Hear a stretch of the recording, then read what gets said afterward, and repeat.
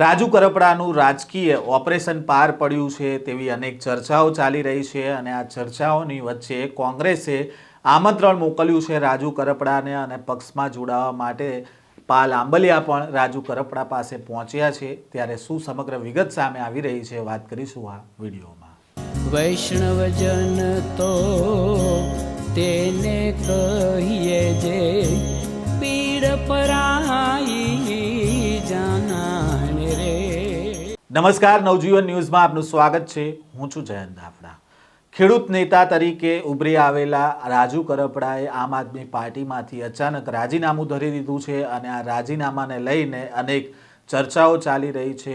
એક તરફ એવી પણ ચર્ચા છે કે રાજુ કરપડાનું રાજકીય એન્કાઉન્ટર થયું છે અને બીજી બાજુ રાજુ કરપડાએ પણ એવું કહ્યું છે કે આમ આદમી પાર્ટીના નેતાઓના કારણે તેઓએ રાજીનામું આપ્યું છે અને આ રાજીનામાને લઈને ગુજરાતના રાજકારણમાં અત્યારે હડકંપ પણ મચ્યો છે।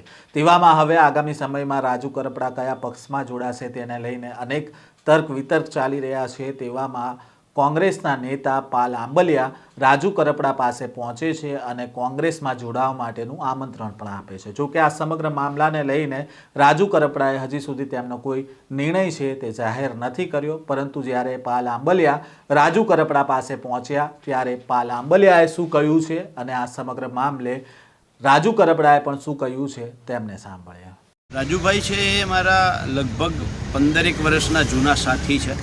ખેડૂતો માટે અમે એ જ્યારે શું કહે બિનરાજકીય લડાઈઓ કરતા હતા ત્યારે દરેક આંદોલનમાં અમે બંને સાથે ઘણા આંદોલનો કર્યા છે, લડાઈઓ કરી છે અને એ કયા પક્ષમાં છે કે કયા પક્ષમાં નથી એ મહત્ત્વનું નથી, પણ મિત્ર ભાવે જ્યારે કોઈ મિત્ર ખેડૂતો માટે લડી અને 108 દિવસ જેલ કાપીને આવ્યો હોય તો સ્વાભાવિક છે કે એને મળવા આવવું જોઈએ, માનવતાની રૂએ પણ મળવા આવવું જોઈએ। તો એના ભાગરૂપે હું આજે એને મળવા આવ્યો છું અને આવ્યા જ છીએ અને આવા જૂના સાથી જો લડાયક પાછા ફરીથી સાથે આવતા હોય તો પાર્ટી તરફથી એમને પણ કહ્યું પણ છે કે આવો, સ્વાગત છે રાજુભાઈ તમારું, તમારે જો કોંગ્રેસ જોઈન કરવી હોય તો વેલકમ, સ્વાગત છે, ગમે ત્યારે આપ કહો, બરાબર છે। અને મારી રીતે સમજાવવાના પ્રયત્ન કર્યા છે અને માની લો કે જો પોલિટિકલ પાર્ટી જોઈન ન કરવી હોય અને બિનરાજકીય રીતે ખેડૂત સંગઠન તરીકે એને કામ કરવું હોય તો એમાં પણ મેં એમને કહ્યું છે કે ગુજરાત કિસાન સંઘર્ષ સમિતિમાં ઓલરેડી અત્યારે 23 ખેડૂત સંગઠનો છે, તો 24મું ખેડૂત સંગઠન તમે જે સંગઠન બનાવો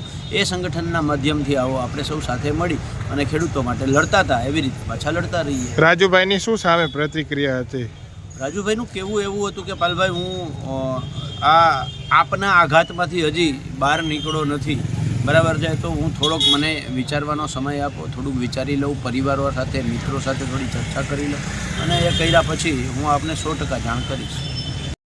પાલભાઈ આંબલિયા મારા જૂના મિત્ર છે, અમે ખેડૂત આંદોલનો સાથે કરેલા છે।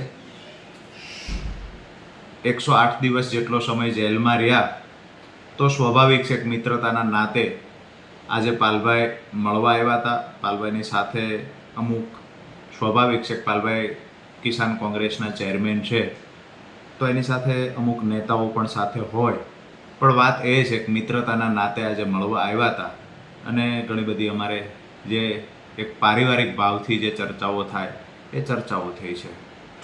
એવું પણ પાલભાઈ કીધું કે અમિત ચાવડા સહિતના નેતાઓ આપના સંપર્કમાં છે, શું કહેશો?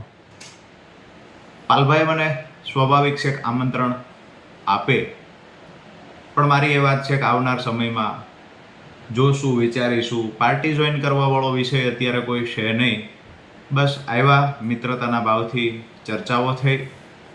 આવનાર સમયમાં જે ટૂંક સમયમાં અમે એક ખેડૂત મિટિંગનું આયોજન કરીએ છીએ જેમાં અમારા જે ખેડૂત કાર્યકર્તાઓ છે આ કાર્યકર્તાઓ સાથે મળવાના છીએ। જે અત્યારે મુદ્દાઓ છે જે ખેડૂતના, જે ખેડૂતોને પીડા આપે છે, હું જેલમાં હતો એ દરમિયાન જે સ્થાનિક પ્રશ્નો ઉદ્ભવ્યા છે તો એને લઈને પણ જે નાની મોટી રજૂઆતો કરવાની હોય તો એને લઈને અમે અત્યારે આગળ વધી રહ્યા છીએ। કોઈ રાજકીય પાર્ટીના આગેવાનો મળવા આવે સ્વાભાવિક છે, એમના તરફથી જે કોઈ વાત મૂકવામાં આવે, પણ પાલભાઈ તરફથી એક મિત્રતાના ભાવે ખબર અંતર પૂછવાની વાત હતી। આપે સાંભળ્યા રાજુ કરપડા અને પાલ આંબલિયાએ આ મુલાકાત અંગે કહ્યું છે કે તેઓ મિત્રતાના નાતે રાજુ કરપડાને મળવા આવ્યા હતા. રાજુ કરપડા તેમના જૂના મિત્ર છે અને 108 દિવસ તેમણે જેલમાં રહ્યા બાદ મિત્રતાના નાતે તેમને મળવા આવ્યા હતા અને આ મળવા આવ્યા તે દરમિયાન કોંગ્રેસમાંથી જે આમંત્રણ રાજુ કરપડા માટે મોકલવામાં આવ્યું છે તે પણ રાજુ કરપડાને આપવામાં આવ્યું છે. હવે આ નિર્ણય છે રાજુ કરપડાને કરવાનો છે. જો કે બીજી બાજુ રાજુ કરપડાએ કહ્યું છે કે આમ આદમી પાર્ટીના આઘાતમાંથી તેઓ હજી બહાર નથી નીકળ્યા અને આગામી સમયમાં ખેડૂતો સાથે સંવાદ કરશે, ચર્ચા કરશે, મિટિંગો કરશે અને ત્યારબાદ તેમણે પોતાનો નિર્ણય છે તે જાહેર કરશે. તે પ્રકારનું નિવેદન આપવામાં આવ્યું છે. જો કે આ જે મિટિંગ મળી કોંગ્રેસના નેતા પાલ આંબલિયા અને રાજુ કરપડાની જે મિટિંગ મળી તેને લઈને રાજુ કરપડાના કાકા રામકુ કરપડા શું કહી રહ્યા છે તેમને પણ સાંભળ્યા. પ્રદેશમાંથી પાલભાઈ આંબલિયા આવ્યા હતા, રાજુભાઈ કરપડાને એમને સાથે જ હતા. હું રાજુભાઈ કરપડા રતનસિંહ ડોડિયા અને પાલભાઈ આંબલિયા એના પરિણામે મળેલા અને આ બાબતની ચર્ચા કરીને આગામી સમયમાં અમે કોંગ્રેસ પ્રદેશ પ્રમુખને પણ મળશું અને આગળની જે રણનીતિ છે એ નક્કી કરશું. એટલે અત્યારે હકારાત્મક જવાબ અમને મળ્યો છે અને આગામી સમયમાં અમે જે પ્રદેશના આગેવાનો છે એ આગેવાનોને મળશું. એ માટે પાલભાઈ આંબલિયા આવ્યા હતા અને પાલભાઈ આંબલિયા સાથે ચર્ચા વિચારણા થઈ હતી. રાજુભાઈને મળ્યા હતા અને જે આવનાર સમયમાં છે હવે રાજુભાઈ જે નિર્ણય કરે, જો ખેડૂત સંગઠનનો નિર્ણય કરે તો તેમાં પણ સાથે લડત આપશે પાલભાઈને. એમને જે ખેડૂત સંઘર્ષ સમિતિ છે એમાં જો કોઈ પાર્ટીમાં કોંગ્રેસમાં જોડાય એવી એમની ઈચ્છા હતી અને કોંગ્રેસમાં જોડાશે તો એમાં પણ ખેડૂત હિતના કામો કરી અને લડત આપશે.